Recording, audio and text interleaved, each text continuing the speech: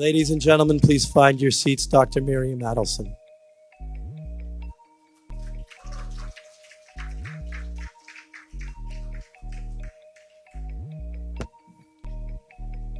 Good evening, Erev Tov.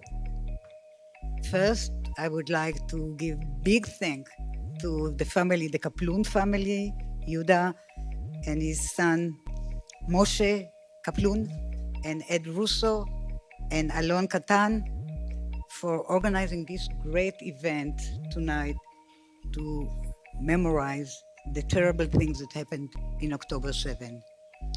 An event that brings us together here, a fraternity of two faiths, Christian and Jewish, to mark a dark anniversary, a year since October 7, 2023, the darkest day of my life, of countless lives.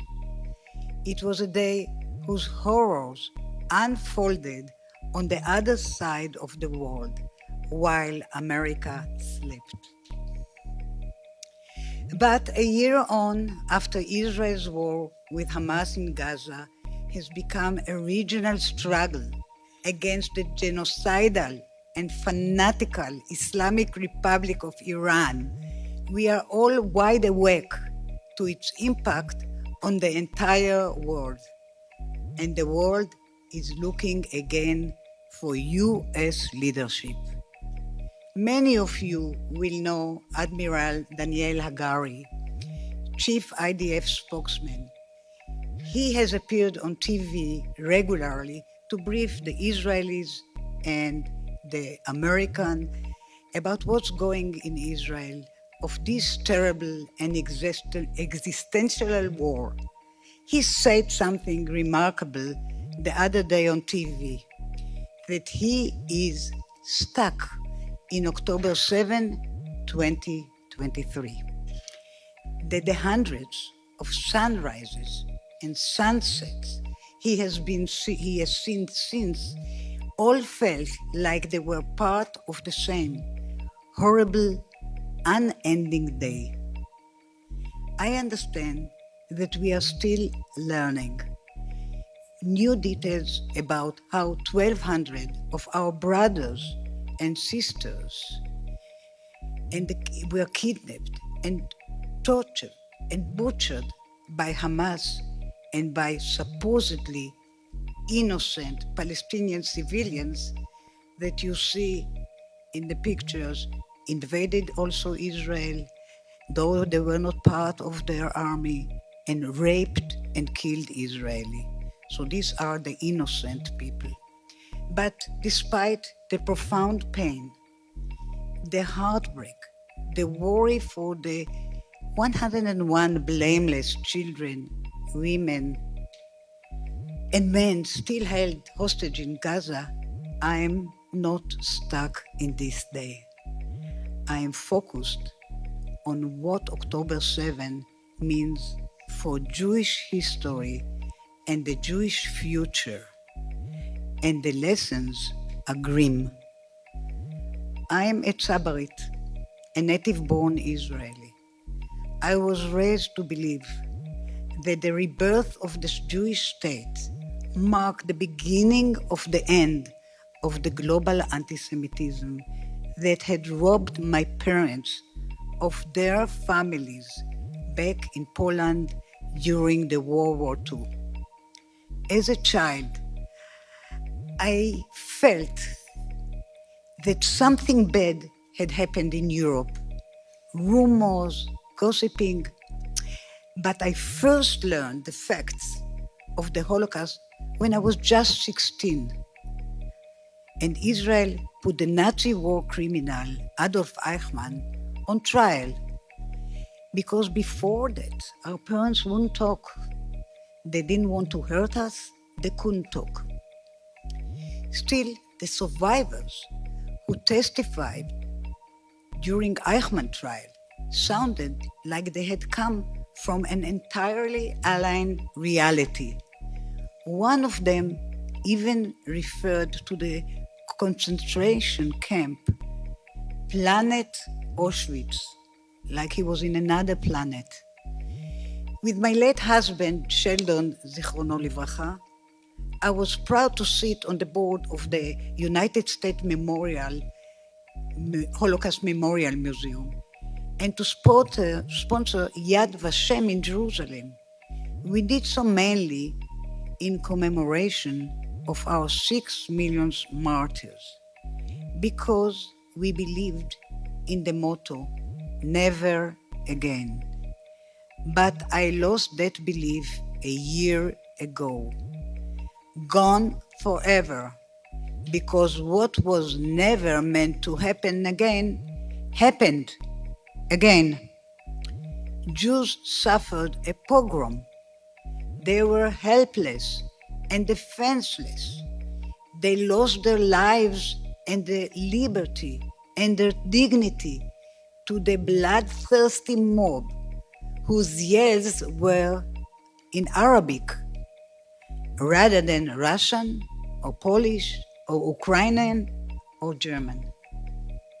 And when Israel finally fought back, it discovered all too many people in the West who preferred to condemn it rather than Hamas, who accused Israel of genocide, who called for Israel to be denied weapons of self-defense, who made Jews feel unwelcome on US college campuses, who treated Israelis as if they were the war criminals.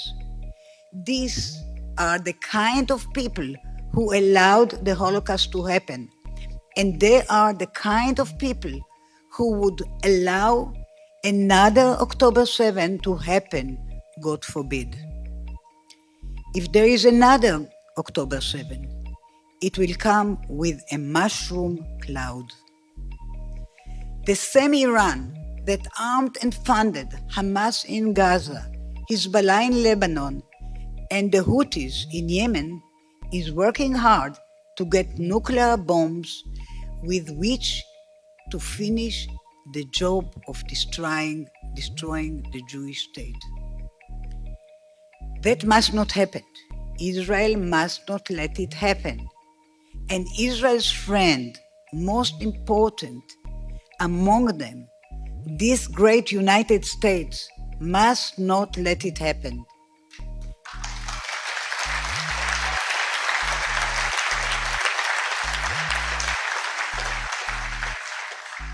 I always like to quote a sentence from the Bible. And this time, I will say it in Hebrew and translate it. בכל עת אוהב הרע, ואח לצרה ייוולד. A friend loves at all times, and a brother is born for adversity. Which brings me to our keynote speaker. Had he been in the White House a year ago, I'm totally convinced that October 7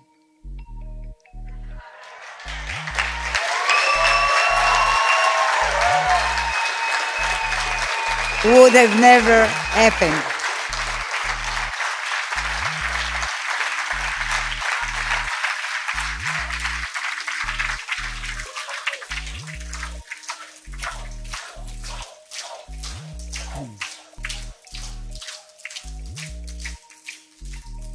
Okay.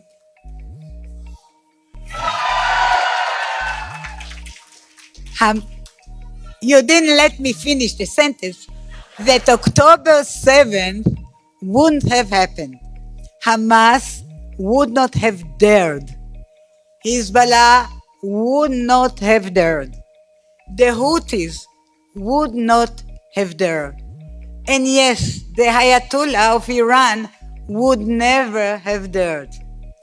Because evildoers understand when they are faced with a real courage.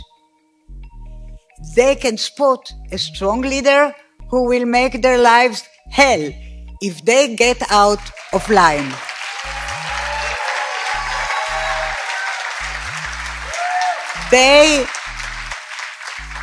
They laughed at UN resolution and at statement condemning both sides of the conflict. As long as they are not called out for what they are, evil, they know they will never suffer consequences. And this man has no problem with calling them out. He knows that the enemies of Israel are the enemies of the United States and the free world because they are the enemies of civilization.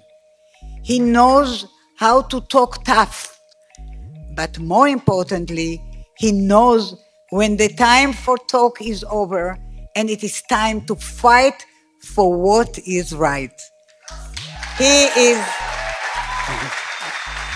I'm finishing. He is Donald J. Trump, the best president America ever had.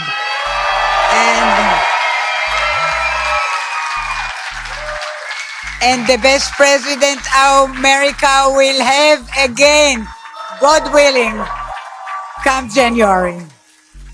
Please join me welcoming our friend and our brother, President Trump.